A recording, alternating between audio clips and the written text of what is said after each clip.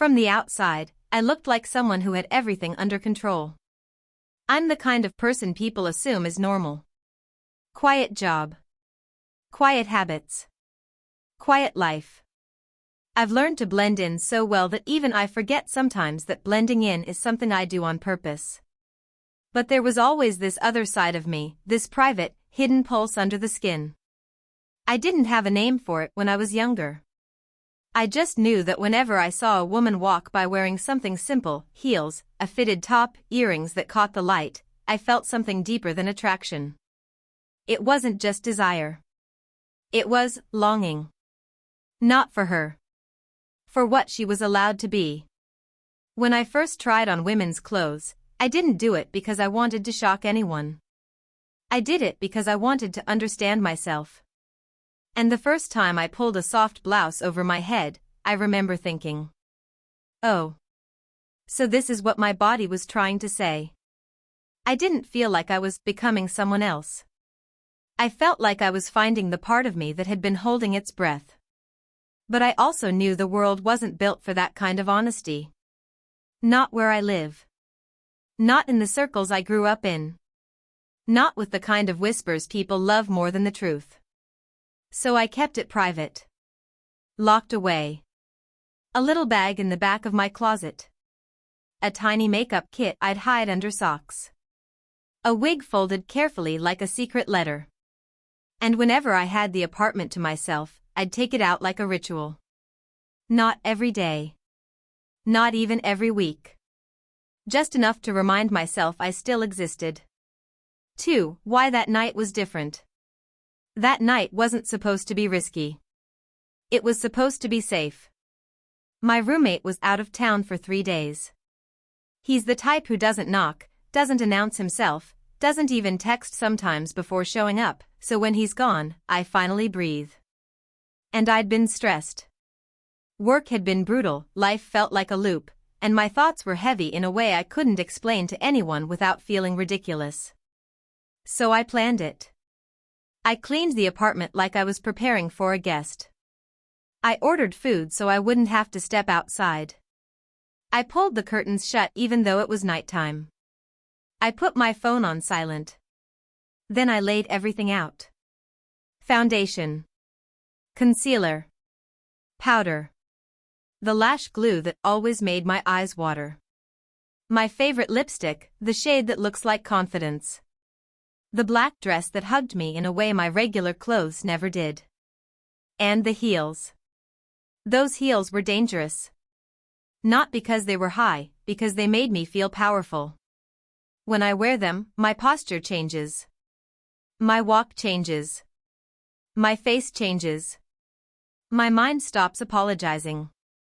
That's the thing people don't understand about crossdressing if they've never felt it. It's not always about acting. It's about relief. Like stepping out of a costume you've worn too long, into something that finally fits. That night, I didn't just want to dress up. I wanted to arrive. I wanted to look in the mirror and fully see her. 3. The transformation begins. I started slow. Shower first, because something about clean skin feels like a reset. Then I shaved, carefully. Jawline. Neck. Chest. Arms. I even did my legs, because once you do it, you can't unfeel it. The smoothness is addictive. It's not even sexual. It's sensory. Like calm. I put on lotion and took my time. I played music softly. Not loud enough for neighbors to hear, but loud enough for me to feel like I wasn't alone. Then I started makeup. Makeup is patience. Makeup is war. One wrong move and you're starting over, questioning your entire existence while wiping eyeliner off with a tissue. But that night, I was doing well. Foundation blended perfectly. Contour carved just enough. Brows shaped like intention. A soft shimmer on my lids that made my eyes look awake. I leaned closer to the mirror, smiling at myself in a way I almost never do. Then lashes. Lashes always take me forever. The glue dries too fast, the corners lift, and you have to hold your breath while pushing them into place like you're defusing a bomb. I got the first one on. It looked beautiful. I blinked. And for a second, it felt like she blinked back. I reached for the second lash. That's when the lights flickered. For the moment everything went wrong. At first I thought it was just the building. Old wiring. It happens. But then the lights flickered again, longer this time. My music cut out mid-beat like someone grabbed the song by the throat. And then... darkness. Not dim. Not moody. Complete, sudden, brutal darkness. The fan stopped. The fridge went silent. The AC died mid-breath. And my heart started racing like it knew something my brain hadn't caught up to yet. I stood still, lash strip in one hand, tweezers in the other, frozen like a statue of panic. My first thought was, my phone. I grabbed it from the counter. The screen lit up my face like a spotlight, and I saw myself reflected in the black window. One lash on. One lash off. Half goddess. Half exposed. I tried turning on the flashlight, but my phone was at 6%. 6%. I whispered, no, no, no, no. Because I knew this building. I'd lived here long enough to know outages weren't 5 minutes. Sometimes they were hours. And in that moment I realized something terrifying. I had no backup plan. I had planned for privacy, not emergencies. I had planned for peace, not chaos. And I was standing there in a half-finished face with my regular clothes thrown somewhere on the bed like a past life. Then I heard the hallway. Doors opening. People talking. The building was waking up. And I was trapped inside my own secret. 5. The elevator stops, and so does my confidence. You know that feeling when your body starts calculating danger before your mind even understands the situation? That was me. Because the power outage meant one thing, building security would start checking floors. Someone might knock. Maintenance might come. My roommate might even return early and get stuck because the elevator was down and decide to come back for something. And me? I wasn't just crossdressed. I wasn't even fully crossdressed. I was in the in-between. The most vulnerable place. I tried to breathe. I told myself, okay. Calm. Just change back. But change back wasn't simple. My makeup remover was in the bathroom. My bathroom had no light. My phone was dying. And the worst part? I hadn't put on the dress fully yet, but I also wasn't wearing my usual clothes. I was wearing a bra. Padding. A shapewear thing I'd bought online that made me look more like the silhouette I wanted. I couldn't just throw on a hoodie and call it a day. If someone walked in, I couldn't explain anything without my voice shaking into betrayal. Then I heard a sound that didn't belong. A heavy thud in the hallway. Then footsteps. Slow. Purposeful. Then the knock. Hard. Authority. Sir? Everything okay in there? 6. The knock that almost ruined my life. I couldn't speak. My throat locked like it was trying to protect me by shutting down. My heart was pounding so hard I thought it would betray me through the door. Sir, the voice repeated, louder. I looked around in the dark, phone flashlight trembling, and my mind started flashing through worst-case scenarios like a slideshow. Security barges in. They see me. They laugh. They call someone. They record. My face ends up online. My roommate finds out. My job finds out. My family finds out. And suddenly, in the darkness, I felt 12 years old again, standing in front of a closet I wasn't supposed to open. I forced myself to answer, voice low, rough, masculine, my default armor. Yeah, I'm okay. What's going on? There was a pause. Then. Power outage. We're checking units. Any medical issue? Anyone stuck? I swallowed. No. I'm fine. Another pause.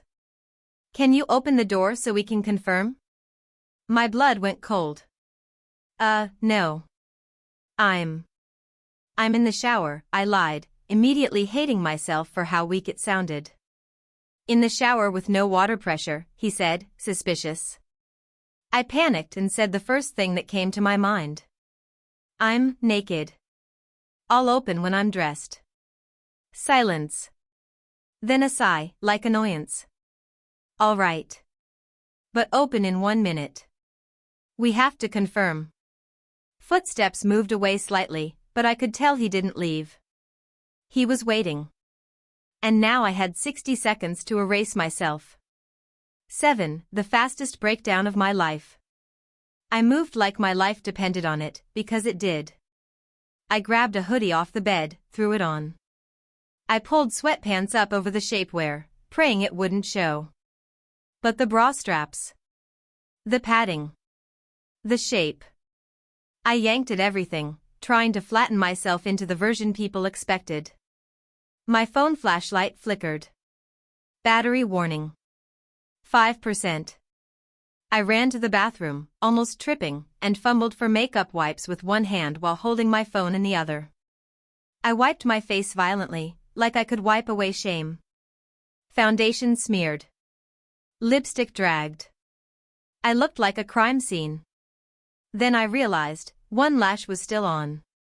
I pinched it off too fast, and my eye watered instantly. It hurt. I didn't care. Knock again. Harder. Sir. Open the door.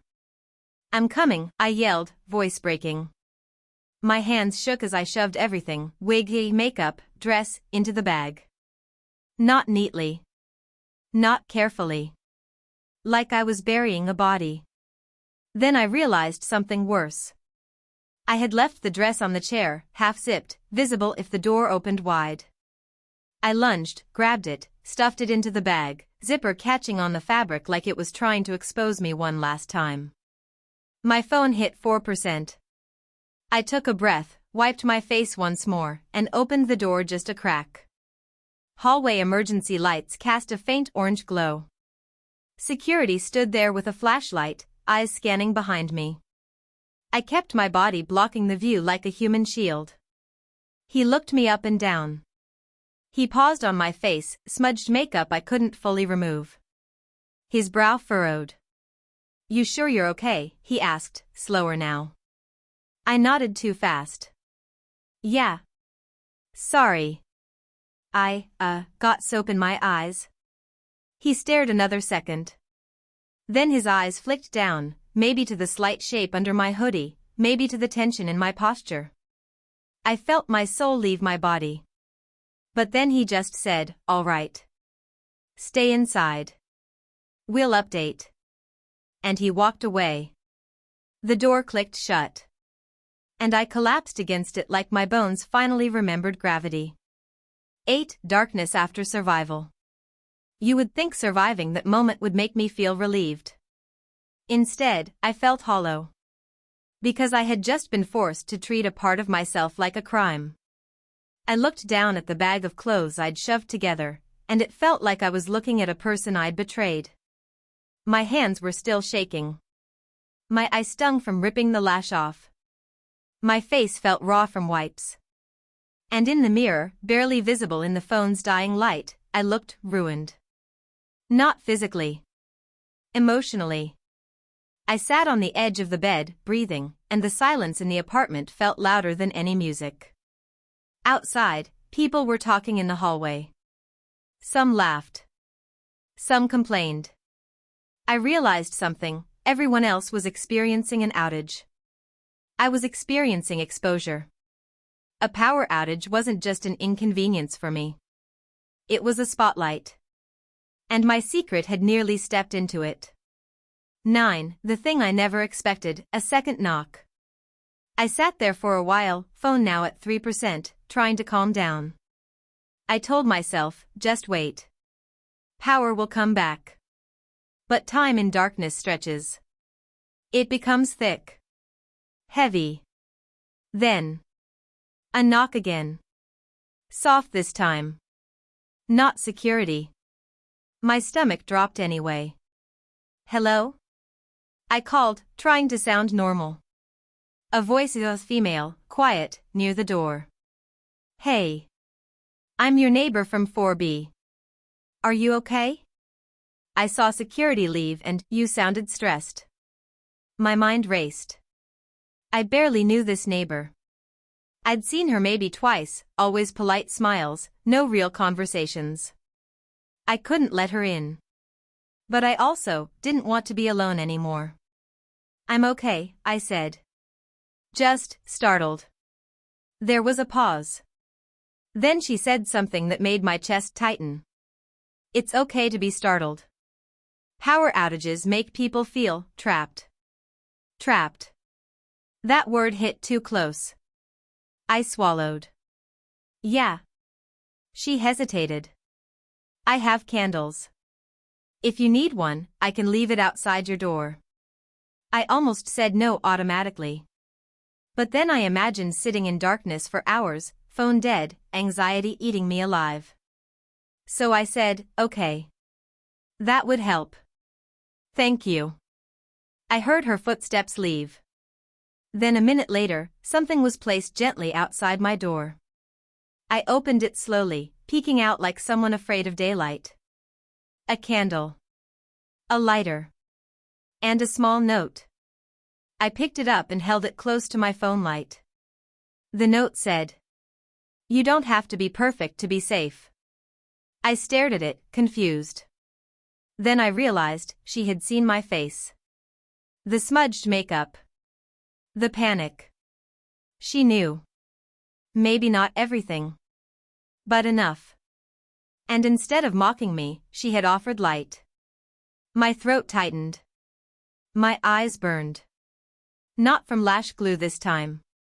From something else. 10. The candlelight confession. I lit the candle. The flame wobbled, then steadied. And in that soft light, my apartment looked different. Less harsh.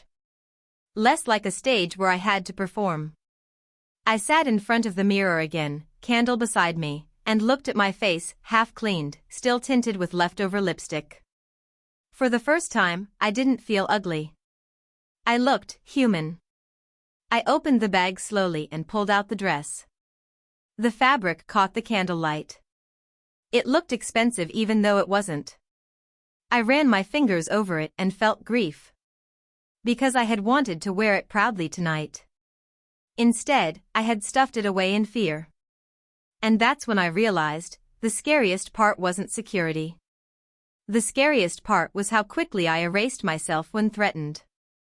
How fast I turned my own joy into something shameful. I sat there in candlelight and whispered, "Why am I so scared?" But I already knew. Because in this world, being different doesn't just make you judged. It makes you unsafe. 11. The twist, my roommate came back. Around an hour later, the candle had burned low and my phone was dead. I was sitting on the couch, listening to the building breathe, people moving, distant voices, doors opening and closing. Then I heard keys. The lock turned. My blood froze again. The door opened. And my roommate walked in. He had a flashlight in his hand, sweat on his forehead like he'd been climbing stairs. "Man," he said, breathless, "the whole city's messed up. I came back 'cause I forgot my charger." I couldn't move. I was wearing the hoodie and sweatpants, but underneath, my body still felt like it was wearing secrets. The bag was on the floor. The candle was burning. The mirror still had makeup wipes and smudges. He looked around, then looked at me. "You okay?" he asked, confused. I forced a laugh. "Yeah. Just, power outage." He stepped closer and squinted at my face. "What happened to you? You look like you fought a raccoon." I laughed again, too hard. "Soap. I told security." Soap. He raised an eyebrow. Security came? Yeah, I said quickly. They were checking units. He nodded slowly, still staring. Then his eyes dropped to the bag. He didn't say anything. But I saw the moment his brain connected dots. And in that candlelight silence, I realized. This time, I couldn't outrun it. 12, the moment I thought I'd lose everything. He pointed at the bag. What's that? My heart hammered. I could lie. I could say laundry. I could say costumes. I could say anything. But I was exhausted. I was tired of hiding like my truth was something dirty. So I took a breath. And I said, it's mine. He blinked. What is? I swallowed. My voice came out quieter. Clothes. Makeup. A wig. He stared at me like he didn't understand the language. Then he said, why? That one word felt like a knife, because it carried everything: judgment, confusion, curiosity, potential disgust. I looked down at my hands. And I said the truth, the simplest one. Because it makes me feel okay. Silence. Then he sat down slowly on the chair like his legs forgot how to stand. He rubbed his face. I didn't know, he said. I didn't want you to, I replied. He looked at me again, searching my face, and for a second I braced for laughter. But he didn't laugh. He just said, are you, like, gay? The question was clumsy, not cruel. Just ignorant. I shook my head. It's not that simple. He frowned. Then what is it? I hesitated. Then I said, it's me. A part of me. He exhaled slowly. And then, to my surprise, he said, okay. Just that. Okay. Like the world didn't end. Like the ceiling didn't collapse. Like I wasn't about to be thrown out of my own home. He leaned back and said, so, you dress up? I nodded. He scratched his head. And security almost caught you? I nodded again. He let out a small laugh, half disbelief, half relief. Bro, that's wild. I waited for the insult. It didn't come. Instead, he said something I'll never forget. You should have told me you needed privacy. I could have helped. Helped. My throat tightened again. I whispered, you're not mad? He shrugged. Why would I be mad? It's not like you hurt anyone. I stared at him, stunned. And in that moment I realized something: my fear had been louder than reality. Not always. The world can be brutal. But sometimes, people surprise you. 13. The power returns, but I don't go back. 2 hours later, the lights flickered. The fan hummed back to life like nothing happened. The fridge beeped angrily. The world restarted. But I didn't. Because something had changed in the dark. My roommate stood up and said, I'm gonna grab my charger and head back. You good? I nodded. He paused at the door, then turned back. Hey, he said, awkward. If you ever want. I don't know, talk about it, or need me to not come home randomly, just tell me. I swallowed hard. Okay. Then he left. And when the door closed, I stood in the light and looked at myself again. The mirror showed a person who had almost been caught. But also a person who had almost been freed. I picked up the dress again, smoothing the fabric out. And I realized, the power outage didn't trap me. It exposed the cage I'd built around myself. And now that I had seen it clearly, I wasn't sure I wanted to live in it anymore. 14. The ending. The next time I transform. The next time I dressed up, I did something different. I didn't do it like I was committing a crime. I did it like I was honoring a truth. I charged my phone fully. I bought candles, my own this time. I made a plan. But I also made a promise. If the lights went out again, I wouldn't erase myself in panic. I would protect myself, yes. But I wouldn't hate myself. Because I finally understood something. Crossdressing didn't make me weak. Fear did. And the strangest part? That night, in the dark, with one eyelash on and the other still waiting. I wasn't half a person. I was a whole person caught between worlds. And I survived.